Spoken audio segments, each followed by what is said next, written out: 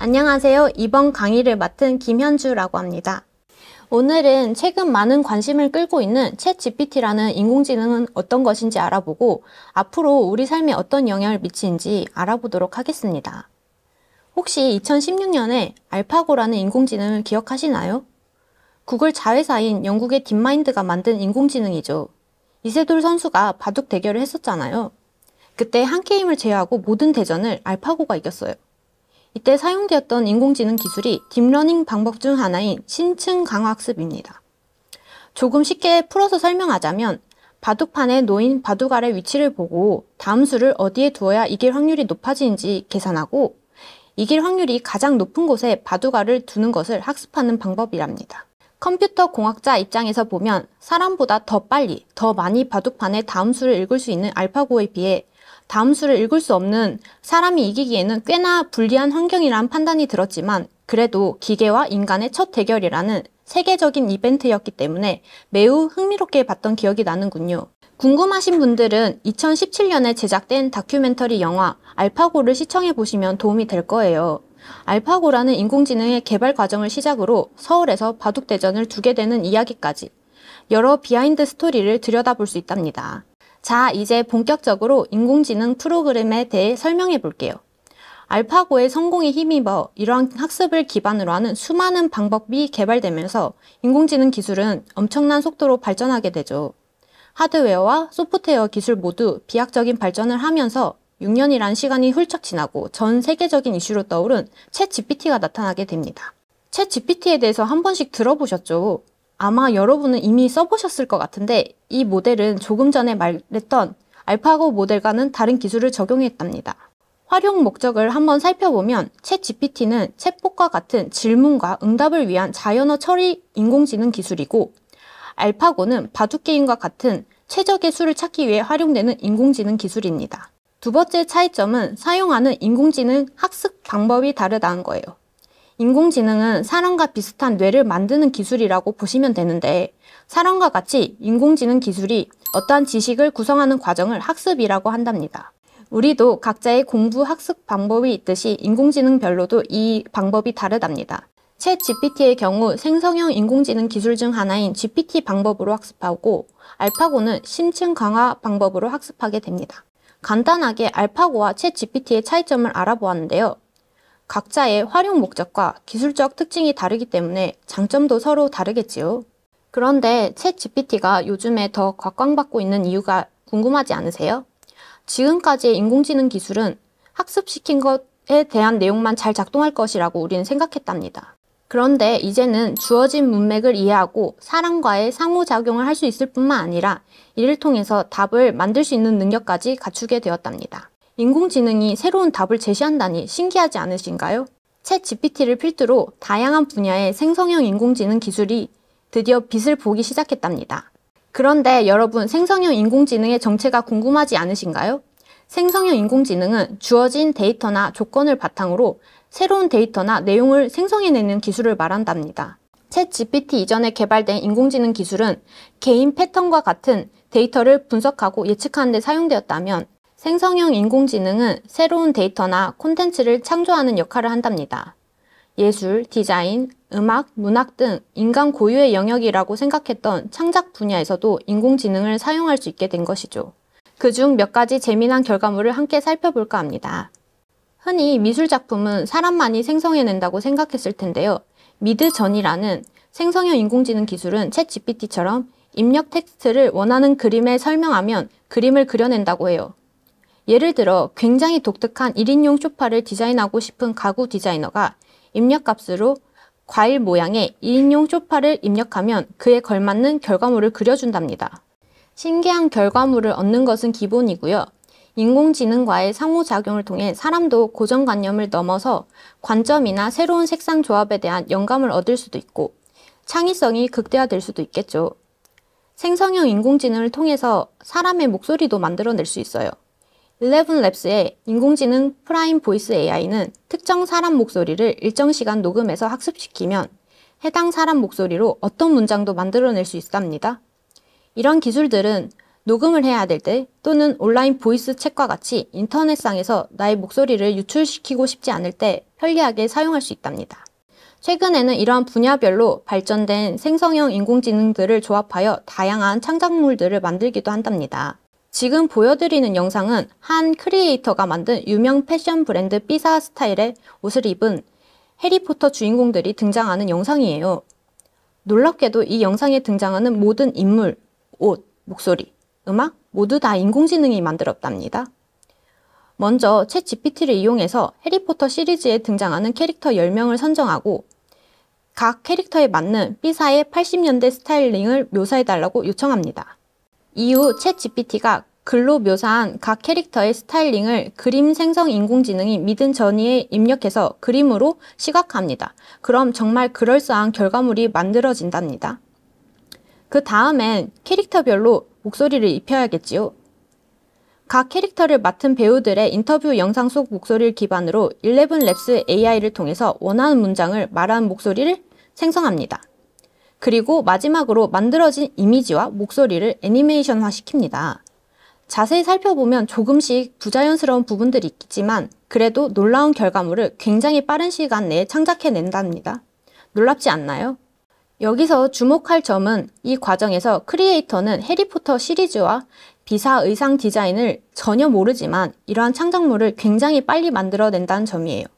사람이라면 하루 24시간, 1년 365일이라는 누구에게나 주어진 시간 내에 전문 지식을 열심히 공부해야만 이런 결과물을 낼 수 있지만 전공 지식이 없는 사람도 원하는 결과물을 인공지능에게 잘 설명하면 손쉽고 빠르게 유사한 결과물을 낼 수 있다는 것이에요. 예를 들어 한 편의 잡지나 책을 만들려면 글도 써야 되고 그림도 만들어서 넣어야겠죠. 그래서 꽤 많은 시간이 들죠. 만약 인공지능 기술들을 사용한다면 글을 편집하는 시간도 줄어들고 글과 어울릴 만한 그림도 그려줄 사람이 따로 없어도 돼요. 훨씬 빠르게 잡지를 구성할 수도 있어요. 실제로 챗 GPT로 글을 쓰고 미드 저니를 통해 그림을 그려서 72시간 만에 앨리스 앤 스파클이라는 동화책을 만들기도 했답니다. 너무 창의적인 분야 위주로만 이야기했나요? 그렇다면 화제를 조금 바꿔볼게요. 여러분, 혹시 코딩이 뭔지 아시나요? 개발자가 컴퓨터 프로그램이 작동할 수 있도록 컴퓨터 언어로 명령을 설계해주는 일련의 과정이라고 보시면 됩니다. 코파일럿이라는 인공지능 툴을 통해서 이 과정을 일부 자동화시키고 있답니다.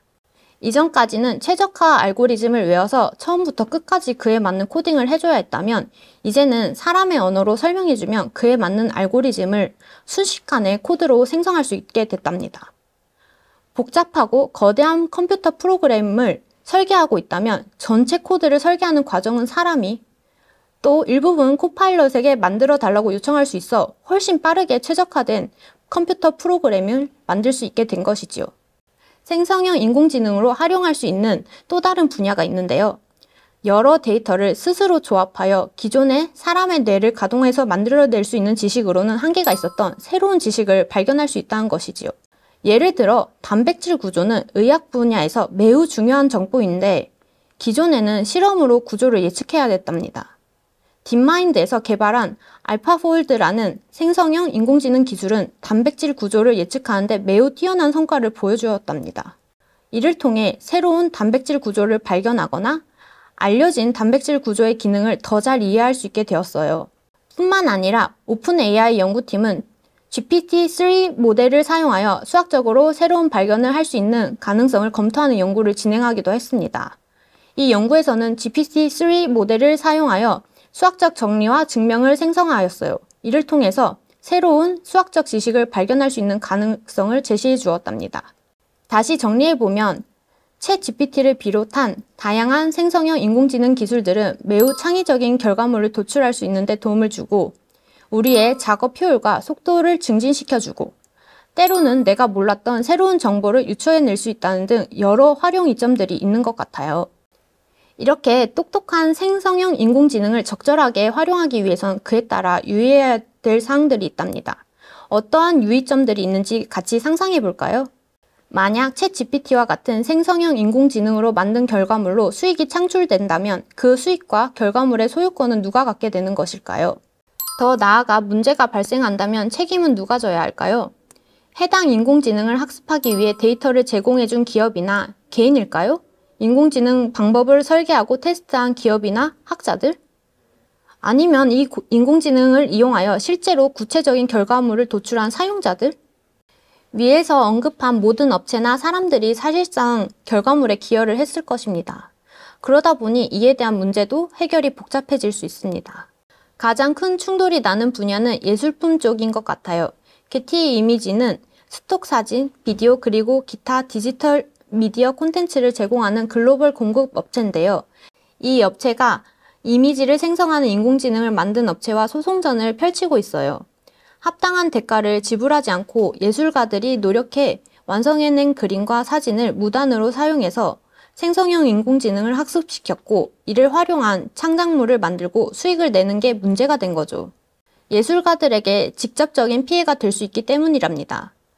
더 나아가 생성형 인공지능이 생성한 결과물을 기반으로 다른 생성형 인공지능이 학습해서 낸 결과물이 부정하게 사용된다면 과연 누가 책임지는 것이 올바른 것일까요? 생각만 해도 너무 복잡한 일입니다. 판결이 나기까지 앞으로 시간이 걸릴 것으로 예상되지만 우리 함께 지켜보도록 해요. 두 번째는 챗GPT를 사용하시면서 아마 여러분들도 느꼈을 수 있는데요. 매우 똑똑해 보이지만 가끔 없는 사실을 만들어내기도 하고 차별적인 답을 내놓기도 한답니다. 생성형 인공지능이 아무런 근거 없이 정확하지 않은 정보를 제공하는 현상을 전문 용어로 할루시네이션이라고 합니다. 우리말로 번역하면 환각이란 뜻인데요. 할루시네이션은 인공지능의 학습된 지식이 아니더라도 사용자가 입력한 내용을 기반으로 정확하지도 않은 답변을 그럴싸하게 만들어 제시할 수 있답니다. 할루시네이션의 종류도 다양해요. 논리적인 오류가 있을 수도 있고요. 또 사실이 아닌 정보가 포함되어 있기도 하답니다. 예를 한번 들어볼게요. 챗GPT에게 신사임당의 아들이 누구인지 물어보았습니다. 챗GPT가 내놓은 답은 우습게도 유관순이었습니다. 정답은 여러분들도 아시죠? 율곡이 선생이시죠. 이렇게 간단한 역사적인 사실도 틀리는 챗GPT라니 말이에요. 그러니 챗GPT가 제시하는 모든 답이 정확한 답이라고 무조건 믿어서는 안 되겠죠.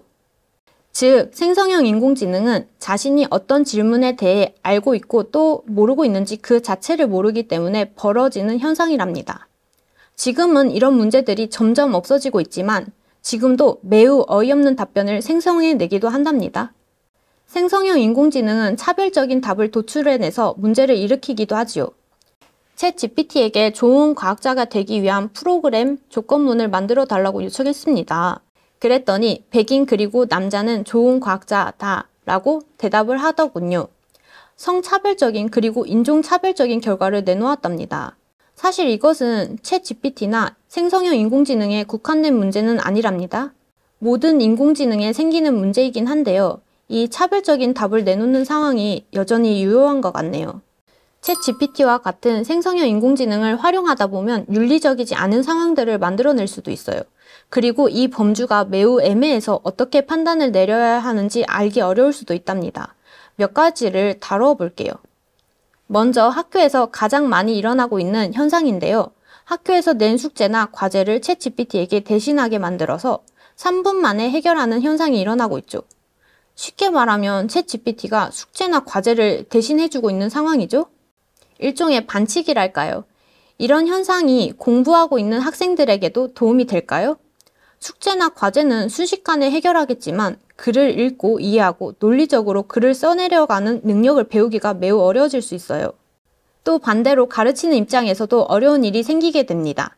학생들이 글을 읽고 이해했는지, 논리적으로 글을 써낼 수 있는지, 느낀 점이 있는지 학생의 학습 능력을 평가하고 또 개선할 점을 알려줘야 하는데 과연 진짜로 학생들이 직접 읽고 쓴 건지 인공지능이 대리로 써준 건지 알 수가 없기 때문이에요. 생성형 인공지능 판독기를 도입해서 윤리적이지 않은 상황에 대처할 수 있는 여러 가지 방법을 모색하고 있지만 뾰족한 해결책을 찾아내기까지 어려울 뿐만 아니라 상당히 시간이 걸리게 될 겁니다. 만약 이러한 상황을 피할 수 없다면 어떻게 생성형 인공지능과 공존해 나갈 것인지에 대한 방법을 찾아 나가야겠죠. 마지막으로 생각해 봄직한 점은 환경적인 측면입니다. 신기하죠? 인공지능 얘기를 하다가 뜬금없이 환경이라니요. 차근차근 설명해 드릴게요. 여러분도 알겠지만 탄소 배출은 지구 온난화와 밀접한 관계가 있죠. 챗 GPT는 거대 언어 인공지능 방법을 필요로 하는데 이를 학습하는데 엄청난 양의 에너지가 필요해요. 이 과정에서 탄소가 발생하게 된답니다. 미국 매사추세츠 엠네스트 대학교 연구진들은 데이터 센터에서 거대 언어 인공지능 모델 한 개를 학습하여 생성하는 탄소 배출량이 일반적인 가솔린 자동차 5대가 생애 배출하는 양보다 더 많다고 분석했답니다. 그래서 최근에는 하드웨어, 소프트웨어 최적화, 재생 가능한 에너지 사용, 데이터와 모델 압축, 인공지능 모델 수요 공급 조절 등 다양한 기술들을 만들어 탄소 배출량을 줄이는 노력을 하고 있답니다. 지금까지 다양한 예제들을 통해서 알파고를 넘어 챗 GPT와 생성형 인공지능의 장단점들을 알아보았는데 신기하기도 하고 인공지능이 생각보다 많은 일들을 해내고 있다니 무섭기도 하고 그렇죠. 이제 인공지능이 실제로 광범위한 산업 분야에서 영향력을 미치는 것은 기정사실인 것 같아요. 그렇다면 우린 앞으로 올 시대에 뭘 대비해야 할까요?